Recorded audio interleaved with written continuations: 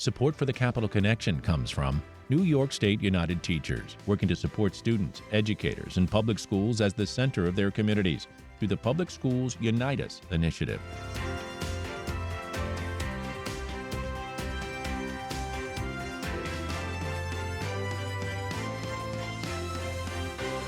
It's the Capital Connection. Hi, I'm David Gistina. With us this week, Blair Horner, Senior Policy Advisor for NYPIRG. You can find out more at NYPIRG, NYPIRG.org. In the interest of full disclosure, Blair also does commentary for WAMC, serves on the WAMC Board of Trustees, and he's back again, called into service. Blair, we love you. Welcome back to the Capital Connection. No, I'm blushing, David. Thank you. Well, you know, it's that kind of love for a person who will come when you call him, unlike many of the politicians we try to get for this program, which I got to admit, Blair, you know, you've been at this a long time. You know, the days of Mario Cuomo when he would come at your beck and call because he wanted to fight with you about something or at least argue the philosophy or the principle of something. And many of the others, the Attorney General of the state, I can remember a guy named Dennis Vacco way back in the day. A Republican would come on, and you see all these politicians these days are much less willing to interact with the press. Don't you agree? No, it certainly seems that way. And, you know, part of it is the evolution of the communications world. I mean, it's much easier to get your message out to your followers than it was in the old days when the major way to do that was to go talk on a public radio station or to talk to the main, you know, the main media outlets that existed at the state capitol. Now you can go right around them. So it's easier to get your message out, and it's an unfiltered message when you put it out yourself. Yeah, it's interesting, though, because you would think, at least in public media, that there would be an obligation to sort of speak to the constituency. You know, you use Governor Kathy Hochul as an example. They were going to be the most transparent administration of all, and yet there's been some vetoing of FOIL bills, freedom of information, and there's also this idea that, you know, if you're going to be transparent, you should be out talking to everybody. Well, I mean, they are public servants, and the public does deserve to know what their servants are up to. But, you know, again, it is a world that in the United States that is increasingly, the governments are increasingly less likely to want to do that. They don't want to face the tough questions, and they'd much rather, you know, again, communicate directly with their followers with an unfiltered message, and they don't have to, you know, there's nobody that sort of give them a hard time. I mean, you see it in Washington where the president now is pulling out of the White House press corps outlets that ask him tough questions and replacing them with outlets that are much less likely to do so. And, you know, that's part of the effort. You know, you want to put your message out without somebody asking you something tough that might change the narrative. And so it's bad. It's certainly bad because the public deserves to know what their elected officials are up to. Yeah, it's what we call democracy, part of the whole package. Well, Blair Horner, we got distracted there for a moment, but let's get to the real issues for you and for the New York Public Interest Research Group. Your latest column, posting it. I mean, I don't know if you were writing it right before I called you or what happened, but there it is, right here, fresh off the presses. Big oil scores big profits and still gets tax benefits from New York. You know, I'm shocked, Blair. I'm shocked there's gambling going on here. The great line from Casablanca. Yes. Well, you know, part of it is that New York State's tax code is, you know, often just piggybacked on what the feds write, or loopholes have been added because some special interest group is able to, you know, use their lobbyists to get something put in the tax code, and no one really pays attention to it. I mean, in New York, in a year, 800 bills pass into law. I mean, how many of those bills is the public paying any attention to? And that doesn't even count, you know, the gigantic budget bills, where that kind of interesting stuff can happen. So what we were pointing out most recently was how there are benefits in the tax code that benefit the oil industry, the fossil fuel industry, and, you know, the state's going to be facing a tough budget next year. And why should that be happening when particularly the big oil companies, the biggest oil companies, are making money hand over fist? We estimated last week that the largest Western oil companies, plus Saudi Aramco, made over $1.2 trillion in the period between January 2021 and the most recent filings this year. So they're making tons of money. And so why should we be giving them any tax benefits particularly if the benefits aren't doing anything to help the public. So we think that'll be one of the issues we'll be spending some time on this year, is to try to see if we can end that practice. You also cited a study by the New York State Comptroller. Tell us about that. Actually, the commentary references two different reports. One is about the financial hit to local governments, and the Comptroller's office estimated that nearly 600 deaths have occurred over the last 30 years due to the extreme weather changes that are occurring. And so that was one. And then the other was that local governments are going to be facing roughly half of their capital budgets will be devoted to projects that are the result of more intense storms and rising heat due to climate change. And so effectively, the huge portion of local government's budget is going to be devoted to things that cost money. Taxpayers have to pay for it.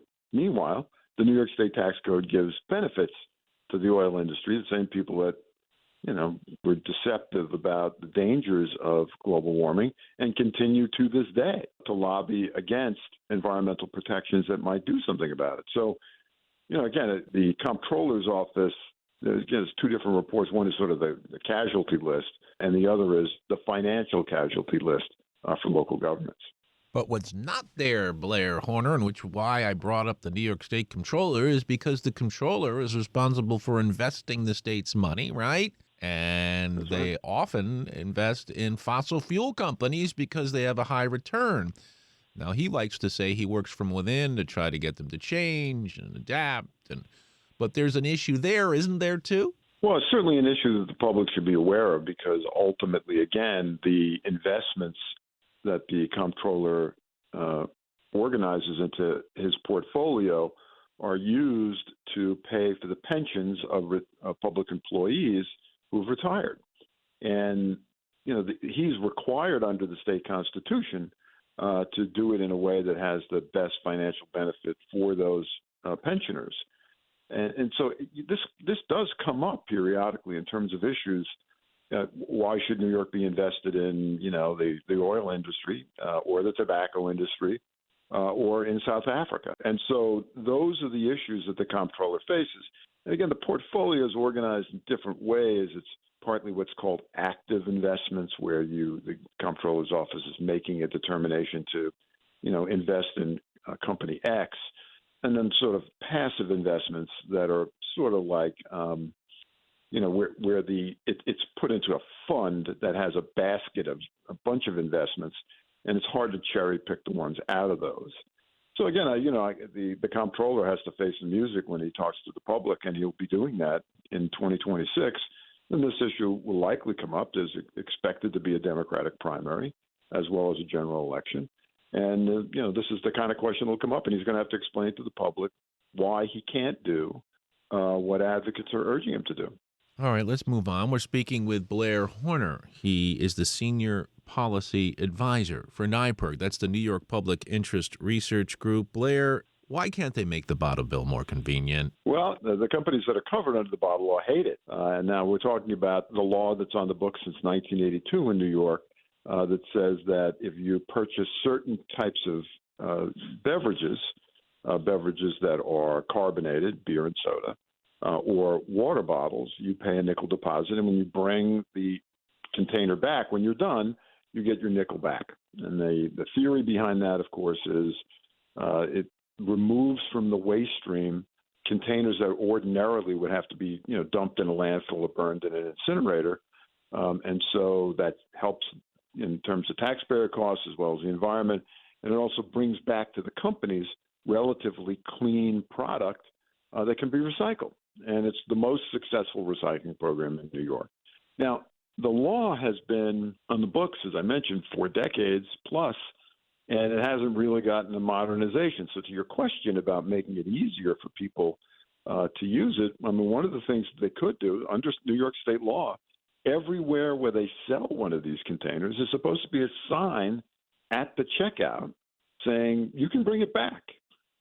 Many people don't know that you can bring it back to the retailers that sell it, and they think the only places they can do that is maybe a supermarket or a big box store or a redemption center. And, people may not feel like, it's not worth it for the 3 sodas they buy in a month to return it. When they go back to the same place where they bought the soda in the first place, they could just bring it back.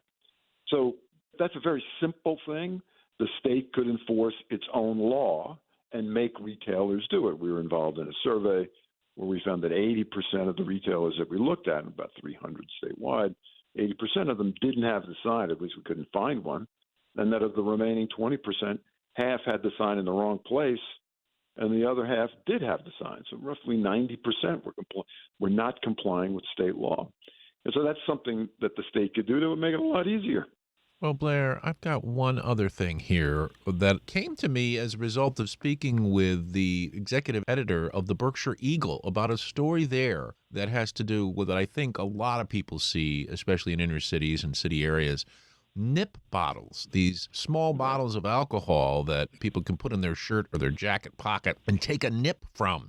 Well, they're having the same issue there, and I guess it's the same here, is that the bottle bill doesn't include these nip bottles. And so this nonprofit was offering a nickel for everybody who turned in a nip bottle. And they got something like, 16,000 in the first week or something like that. So, Wow. you have these loopholes in the law, Blair.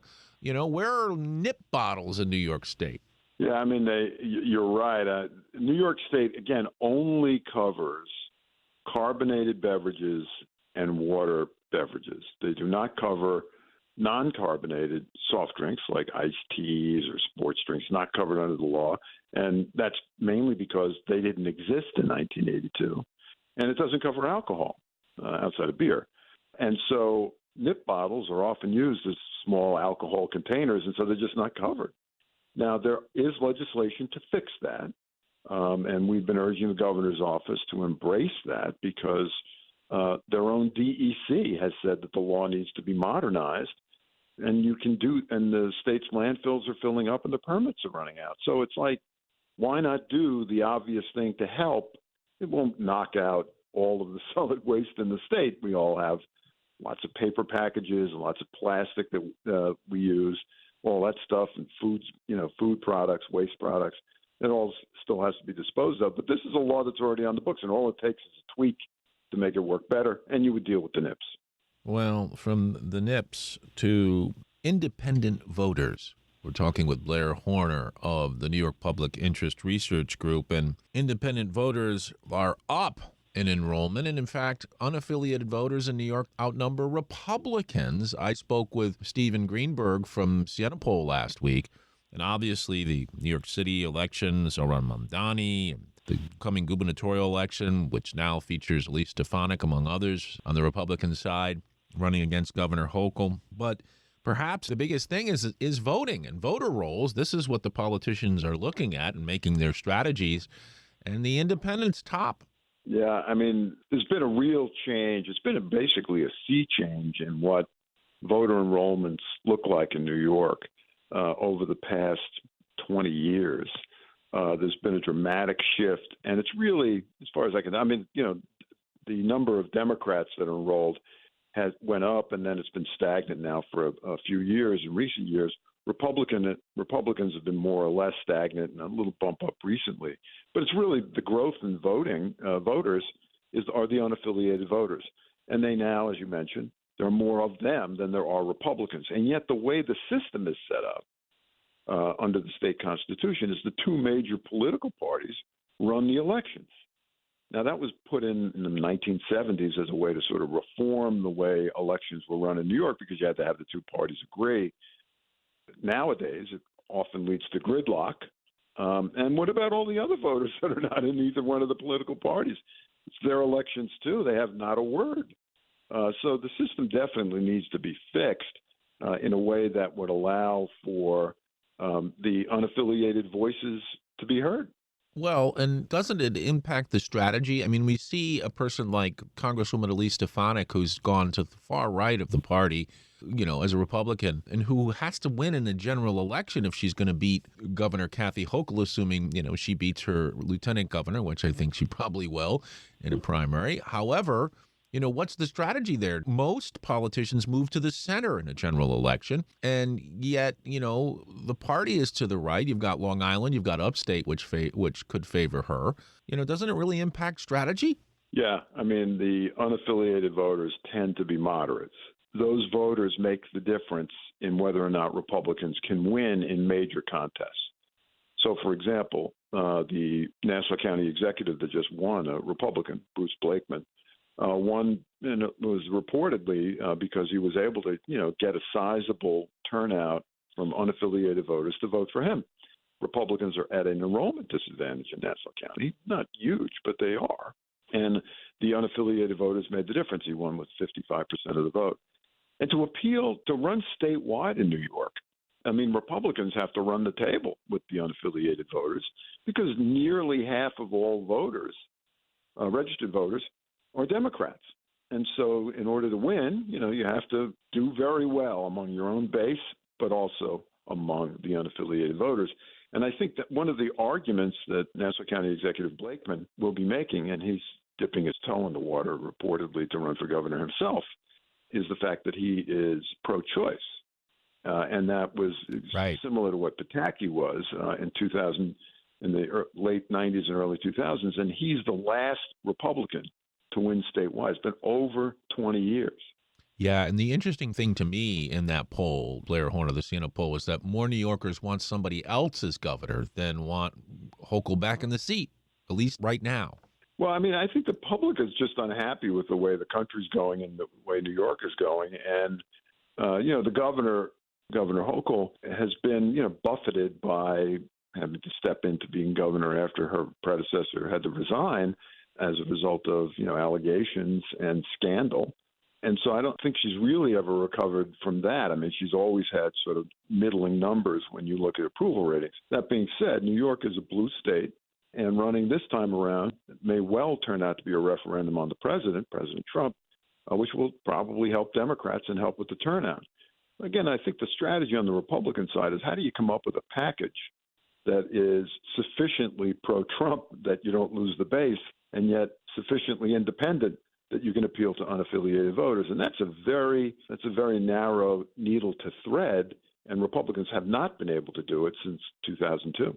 Not to mention the fact that Zohran Mamdani, a Democratic socialist, now we know it's New York City, but that's where all the people are. And they went wildly for him. He was very good on social media. He was able to get younger people, but he appeals to that issue of affordability, something the governor has made part of her policy, and she also endorsed him, of course.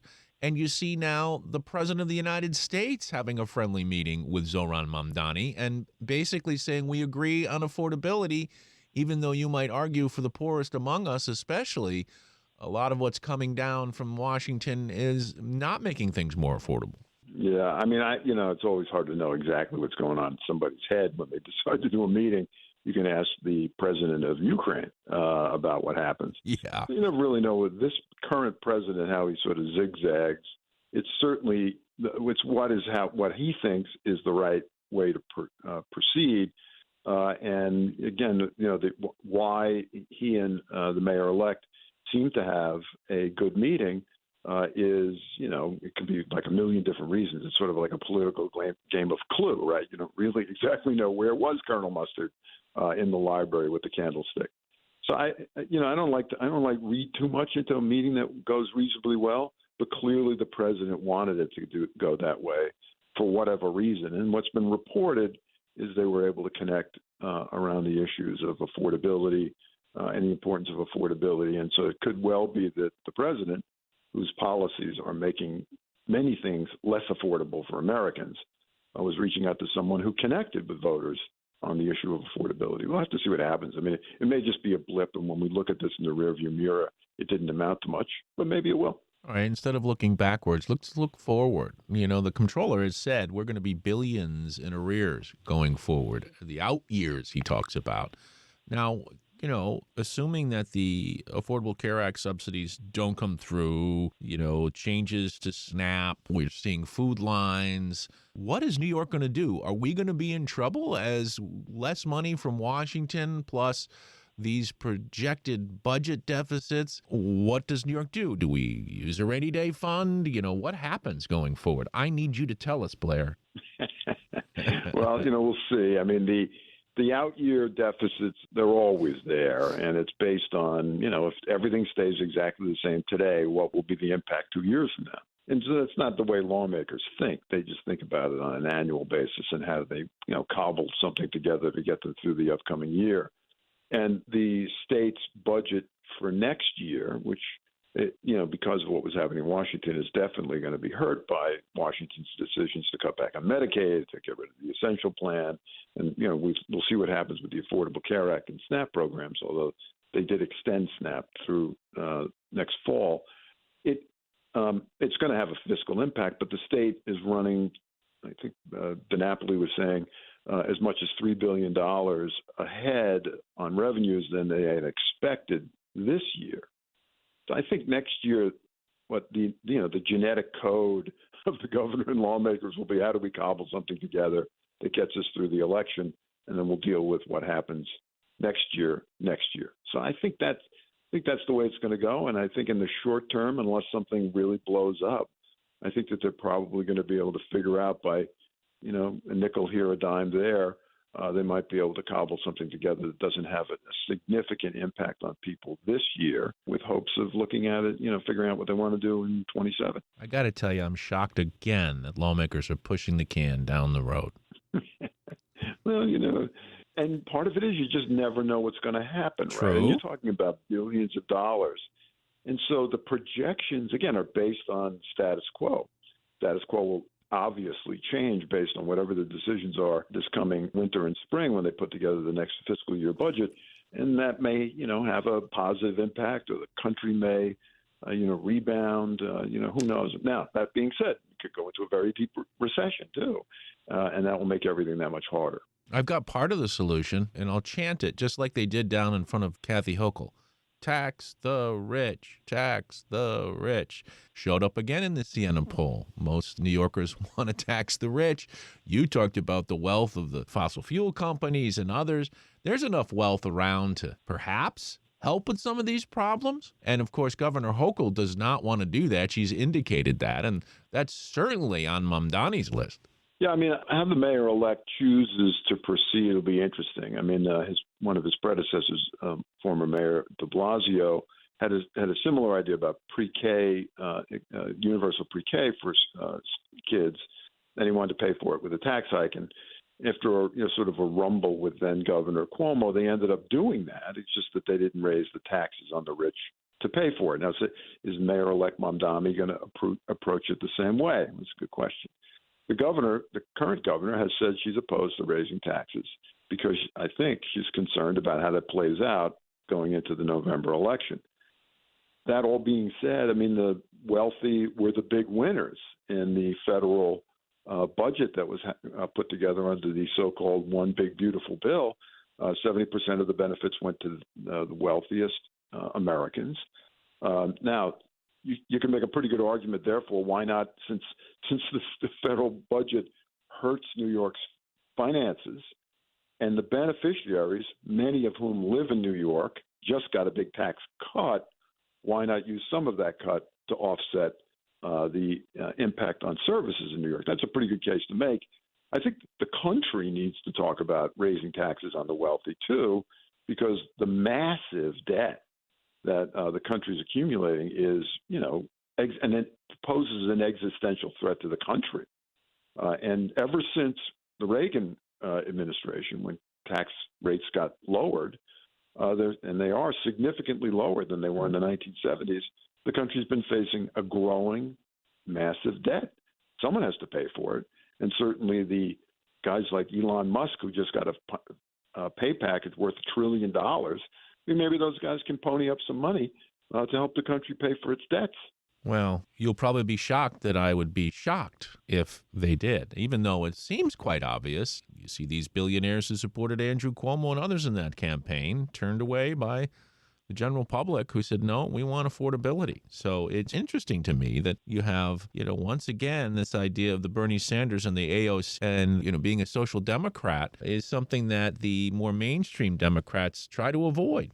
Yeah, I mean, it's the campaign finance system I mean, basically, thanks to the U.S. Supreme Court, you can't really do anything about wealthy individuals spending as much as they want. I mean, Musk reportedly spent $250 billion to help Trump get elected. And because of that sort of Wild West campaign finance system, the wealthy control the wealth primaries about who the candidates are. It doesn't mean they always win. Andrew Cuomo being a good example.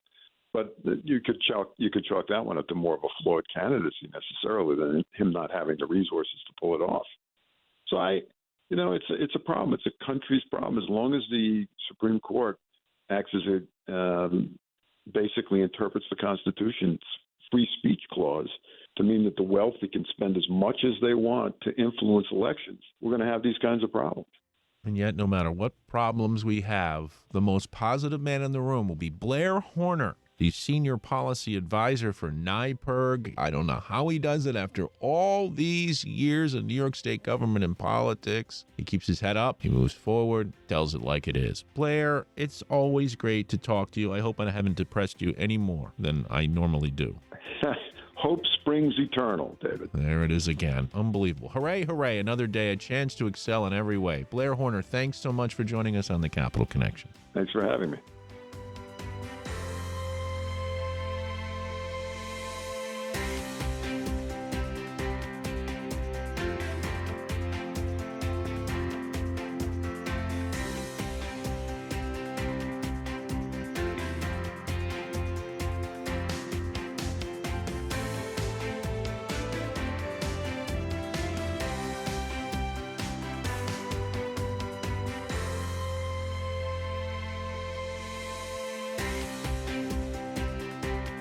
Support for the Capital Connection comes from New York State United Teachers, working to support students, educators, and public schools as the center of their communities through the Public Schools Unite Us initiative.